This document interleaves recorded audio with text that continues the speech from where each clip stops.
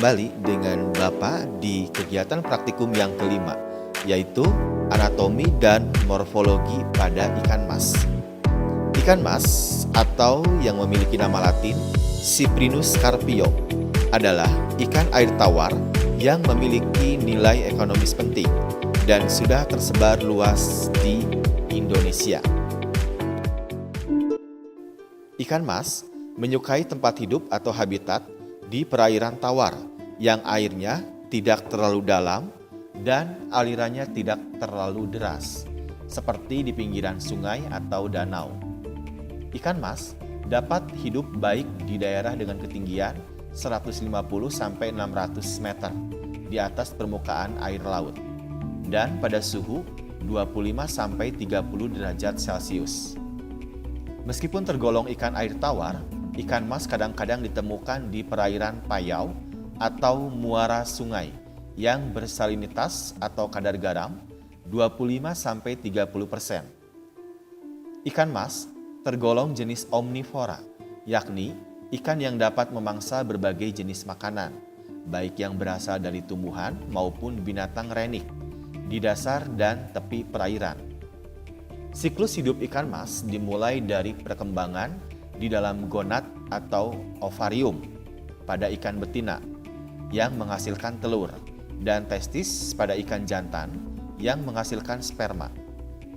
Sebenarnya, pemijahan atau proses kawin ikan mas dapat terjadi sepanjang tahun dan tidak tergantung pada musim. Namun, di habitat aslinya, ikan mas sering memijah pada awal musim hujan karena adanya rangsangan dari aroma tanah kering yang tergenang air. Proses berkembang biak pada ikan mas termasuk ke dalam fertilisasi eksternal, di mana pembuahannya terjadi di luar tubuh.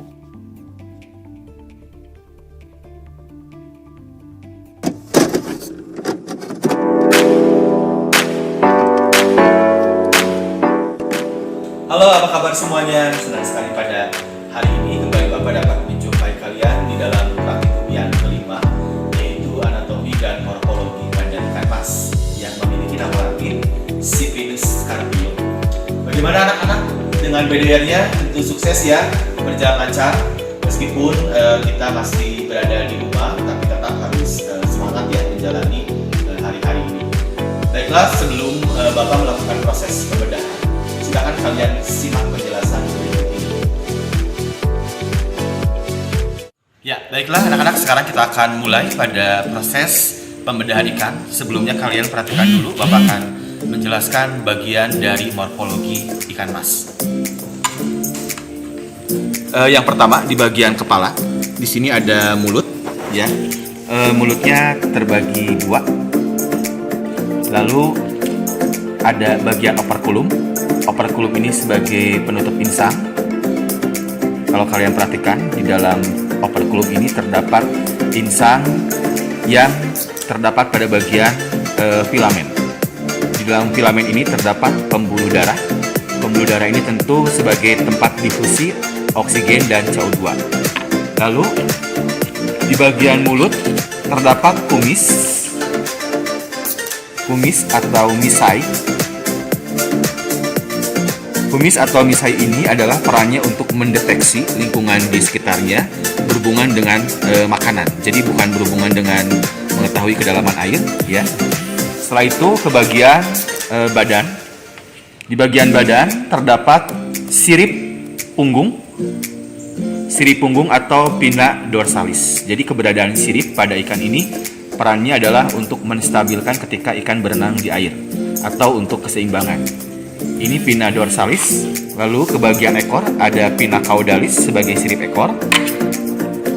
Dan sirip yang terletak di dekat anus ini adalah pinna analis. Dan ini sirip perut atau pinna ventralis. Sirip dada ini adalah pinna pectoralis. Dan kalau kalian perhatikan, di bagian punggung ini terdapat lateral line atau gurak sisi. Gurak sisi ini nanti perannya adalah untuk mengetahui kedalaman air atau sebagai sel-sel yang mendeteksi predator yang ada di lingkungan sekitarnya.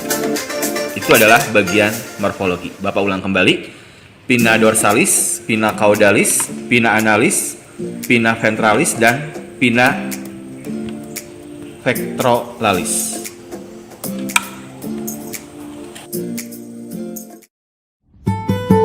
Nah, anak-anak, untuk membedakan ikan mas, jantan, dan betina, selain dilihat dari morfologi tubuh, biasanya untuk yang betina memiliki perut yang gemuk, ya. Lalu selain itu bisa juga dilihat ketika kita memijit, ya, memijit bagian perut ke bawah seperti ini. Nah, kalau keluar cairan yang berwarna putih, ini menandakan dia adalah jantan. Ya, dia menandakan mengeluarkan cairan sperma, sedangkan kalau yang betina mengeluarkan cairan yang berwarna kuning. Ya, nah kita akan melihat apakah benar atau tidak ini termasuk ke dalam jantan. Nah, untuk lebih jelasnya kita harus melakukan pembedahan. Kita amati bagian anatomi tubuhnya. Nah, untuk proses pembedahannya, Bapak menyiapkan alat gunting, pinset, jarum pentul, dan baki bedah. Proses pembedahan dimulai dari Memotong bagian anus ini.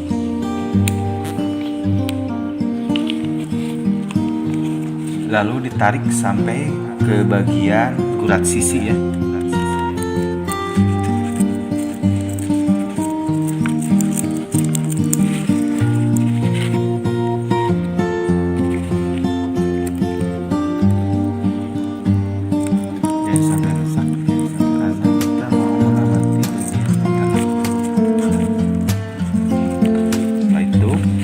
Tarik ke bagian kepala,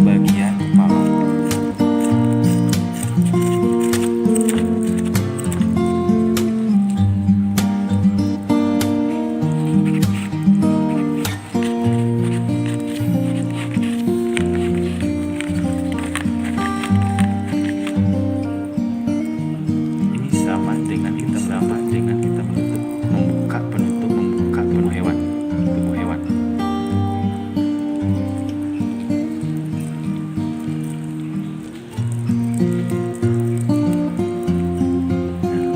Setelah itu kita tarik ke bagian bawah.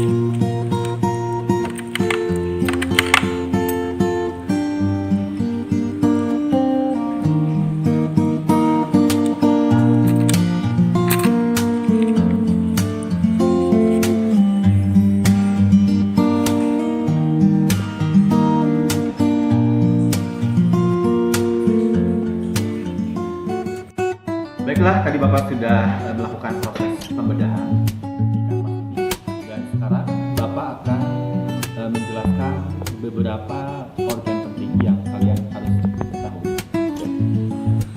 Ini adalah bagian gelembung renang, terdiri dari dua. Gelembung renang ini membantu ketika ikan melakukan pergerakan di air.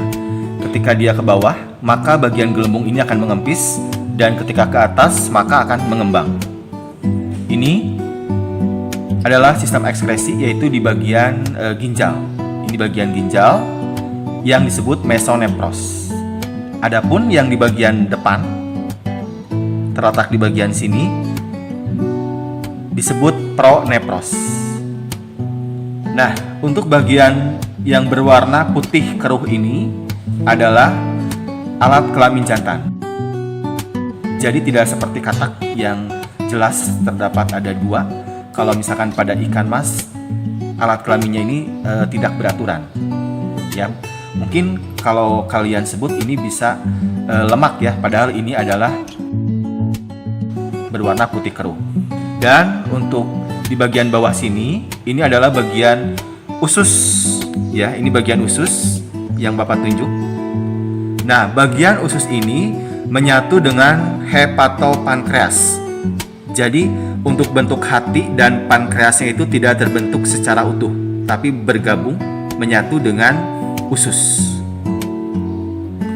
Lalu, kalau ke bagian bawah juga di sini terdapat kantung empedu ke bagian bawah, dan ke bagian